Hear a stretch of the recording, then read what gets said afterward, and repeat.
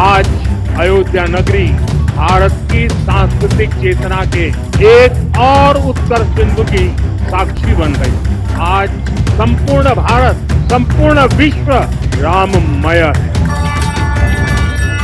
गोस्वामी तुलसीदास जी ने रामचरितमानस में लिखा था, होई है सोई जो राम रचि राखा। लेकिन आज कलयुग के पहरेदारों को देखकर देश का हर राम भक्त कलेजा पकड़कर पूछ रहा है कि हे राघव, क्या तुम्हारे अपने ही घर में अपनों ने डाका डाल दिया? सोचिए, जिस राम मंदिर के निर्माण के लिए इस देश ने 550 साल की लंबी और खूनी लड़ाई लड़ी, जिसके लिए न जाने कितनी माताओं की गोद सूनी होगी, कितने नौजवानों ने जवानी जेल की कालकोठरी में काट दी, न जाने कितनी बूढ़ी आंखें इंतजार करते करते इस दुनिया से विदा हो गई। जब सदियों का वो सपना सच हुआ, जब पत्थरों पर नक्काशी उकेरी गई, जब करोड़ों हिंदुओं ने पाई पाई जोड़कर रामलला को उनके भव्य महल में विराजमान किया, तब लगा कि अब राजा राम की नगरी में सिर्फ भक्ति का ही राज होगा। लेकिन बड़ी पीड़ा के साथ कहना पड़ रहा है कि डायन भी 2-4 घर छोड़ देती है, पर इन कलयुगी भेड़ियों ने रामलला का खजाना भी नहीं छोड़ा। भक्तों की आस्था पर करप्शन का ऐसा दीमक लगा कि दान पात्र से बैंक जाते जाते रामलला का पैसा गायब हो गया। राम मंदिर सिर्फ ईंट, गारे और पत्थरों से बना भवन नहीं, ये सनातनियों के पुनर्जागरण का वो महाप्रतीक है, जिसे बनाने में देश के सबसे गरीब मजदूर से लेकर सबसे बड़े उद्योगपतियों तक ने अपना सर्वस्व न्यौछावर कर दिया। किसी ने अपनी पेंशन दान कर दी, तो किसी ने पेट काट कर 10, 50 और 100 रुपए रामलला के चरणों में चढ़ाए, ताकि मंदिर निर्माण में कोई कमी न रह जाए। मंदिर परिसर में 14 जगहों पर विशाल दान पात्र लगाए गए, जहां रोज लाखों का चढ़ावा आता है, नोट, सिक्के, सोना, चांदी।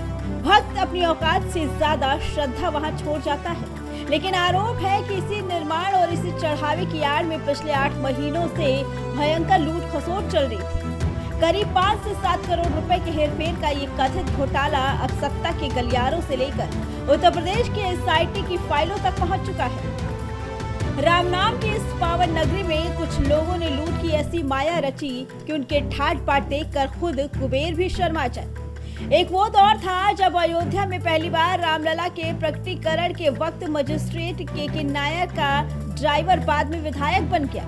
और आज कलयुगी चमत्कार देखिए, मंदिर ट्रस्ट के सर्वे सर्वा चंपत राय जी के पूर्व ड्राइवर टिन्नू यादव उर्फ राम शंकर यादव आज रईसों के सरताज बन बैठे हैं। जो कभी ऑटो टेम्पो चलाता था, आरोप है कि आज उसके पास 24 कमरों का आलीशान हॉस्टल है। लखनऊ में करोड़ों की जमीनें हैं और रहने के लिए लिफ्ट वाला आलीशान मकान है। वीआईपी पास बांटने से लेकर मंदिर की सुरक्षा व्यवस्था तक में इस शख्स की तूती बोलती थी। सवाल है कि ड्राइवर की ये रईसी ईमानदारी की कमाई है या रामलला के खजाने पर मारा गया डाका। गद्दारी की हद तो तब पार हो गई जब भगवान राम के सपूत लौकुश के नाम पर नाम रखने वाले एक कर्मचारी लौकुश मिश्रा का सच सामने आया। दान पात्र के पैसे गिनने वाले इस कर्मचारी की आधिकारिक तनख्वाह महज 18 से 20 हजार रुपए महीना है। लेकिन जब एसआईटी ने इसके घर पर छापेमारी की, तो भाई साहब के पास चमचमाता आईफोन मिला। भक्तों की गाढ़ी कमाई का लाखों रुपया गोबर के ढेर में छुपा रखा था। अयोध्या में 40-40 लाख के प्लॉट खरीदे जा रहे थे। लौकुश के साथ अनुकल्प मिश्रा, अवनीश, करुण और मनीष यादव जैसे करीब 50 कर्मचारी इस वक्त एसआईटी के रडार पर हैं। इस पूरे खेल में सबसे हैरान करने वाली बात यह है कि जिस गिनती कक्ष में करोड़ों का चढ़ावा गिना जाता था, वहां का 8 महीने का सीसीटीवी फुटेज ही गायब है। जब वहां कड़े सुरक्षा कैमरे लगाने की बात आई, तो ट्रस्ट की तरफ से वीआईपी दलील दी गई कि अरे छोड़ो, सब अपने ही लड़के हैं। चंपत राय जी अपने लड़के घर की तिजोरी संभालते हैं, देश के करोड़ों राम भक्तों की आस्था का मंदिर नहीं। आज बीजेपी के दिग्गज नेता विनय कटियार से लेकर देवकी नंदन ठाकुर तक सारे महंत इस ढिलाई पर उबल रहे हैं।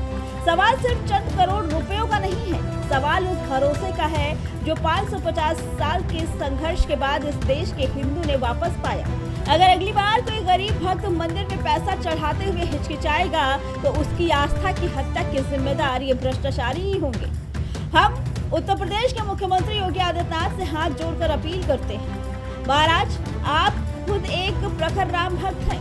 अगर एसआईटी की जांच में ये आरोप 1% भी सच साबित होते हैं तो इन अधर्मियों के घरों पर ऐसा बुलडोजर चलाइए कि इनकी आने वाली 7 नस्लें भी राम मंदिर की तरफ आंख उठाने से कांप उठें। इंसानों के हिसाब मांगना अधर्म नहीं है, सच सामने आना ही चाहिए। फिलहाल इसके बारे में आपका क्या कहना है, हमें कमेंट करके जरूर बताइए। Bureau report, prime TV.